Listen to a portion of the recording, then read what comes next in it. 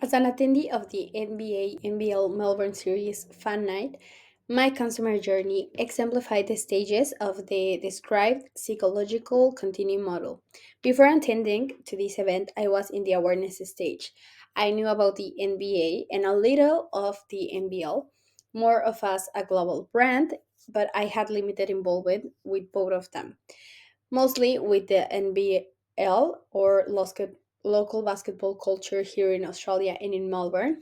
But after the event, my experience and emotional engagement advanced to the attraction stage as I began actively following the NBL and engaging with related content on social media. This transformation demonstrates the event effectiveness in creating fan engagement and emotional connection, which are crucial for developing long term loyalty and increasing brand equity. These events successfully deliver high involvement experiences throughout entertainment, player interaction, and sponsor activations. And satisfaction arises naturally during and after the consumption of a sport experience. In this case, the combination of interactive zones, entertainment, and digital experience clearly foster both. The event offered a well rounded experience that extended beyond the core product that was the fan night itself into product extensions such as music, photo areas, and merchandise. These complementary elements enhance the experience and the perceived value of this experience itself. However, areas like venue entry and crowd flow could be also improved, as most of the doors were closed when exiting the venue.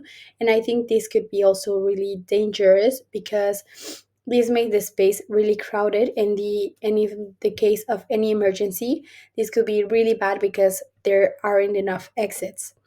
Moreover, like on food and beverage options, it was really standard and normal, but health options was really limited, which restricted satisfaction of children, families, and all of the attendants that were seeking a healthy option.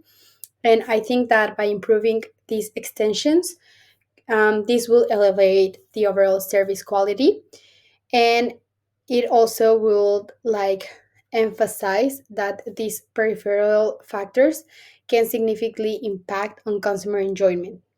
My recommendation to the managers is to improve organizational logistics by opening venue gates when exiting the event and expanding diverse food options, like giving more of healthy options like salads or maybe even fruits, or theme options which can be like food on theme with the NBA or with basketball. And I think that these small but tangible adjustments could transform impressions and reinforce the brand reliability.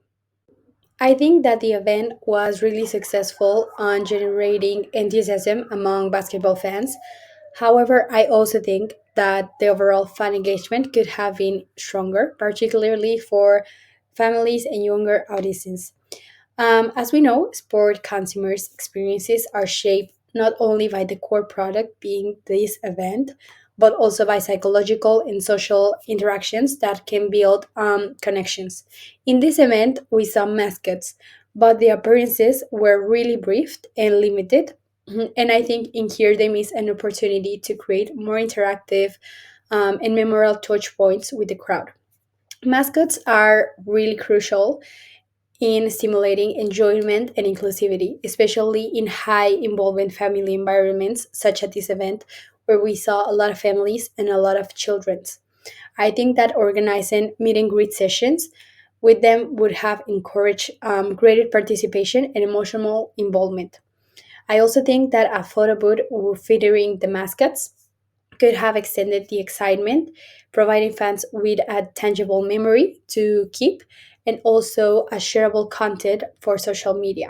The overall atmosphere of this fan night was really vibrant and engaging because of lighting, music, and obviously the crowd energy. I think that this created an immersive environment that was consistent with the Servicescape framework. However, the closing show was given by Townsendite, and I think that it really failed to sustain the excitement that was already built throughout the whole event. Many attendants were unfamiliar with her and her music, and she gave an acoustic performance that really contrasted the energetic tone of the night. And I think that another thing was that her stage presence was really poor, and she performed only facing one way of the stadium. And this made the other sections wanted to leave. And I think that the lack of engagement made the performance feel distant, and she seemed obligated to be there rather than genuinely enjoying the moment. I think that the absence of connection with the crowd, combined with the slower rhythm of her set, really caused the atmosphere to drop. And you can see this because the stadium started to um, be empty as she started her performance.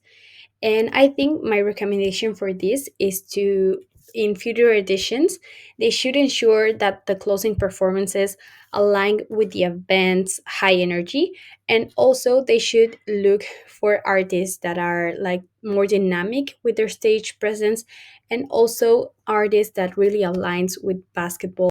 Sponsors also played a vital role in enhancing the fan experience through interactive activations and digital exposure. Their involvement really aligned with the event strategy and energy and entertainment themes, strategied both brand equity and audience connection.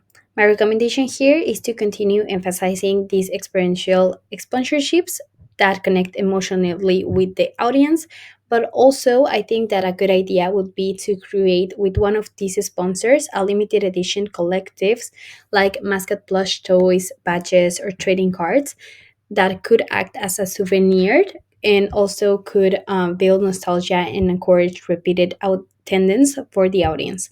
Something similar to the FIFA World Cup campaign. The marketing strategy mainly reached existing basketball fans, showing limited segmentation, because as we know, segmentation should identify groups by demographics, psychographics, and also by behavior. The NBA NBL event attracted families with children from 7 to 16 years old and adults from 30 to 60, but reached few casual or younger sports consumers. My recommendation here is to expand promotion beyond basketball communities by collaborating maybe with influencers or other sports communities like Foodie, that is really big here in Australia, and also to do pre-event activations maybe along the Yarra River, to do something really similar to what they did on the AFL Footy Festival, because this could also boost their visibility. In conclusion, the NBA NBL Melbourne Series Fan Night was successful because it transformed my spectator awareness into attraction through engaging experiences and sponsor integration. It offered diverse products, extensions that enhance the perceived value, and demonstrated how fan focused entertainment can drive loyalty. However, I think that redefining operational details, improving service quality, and diversifying engagement strategies are key to moving consumers from attraction toward attachment.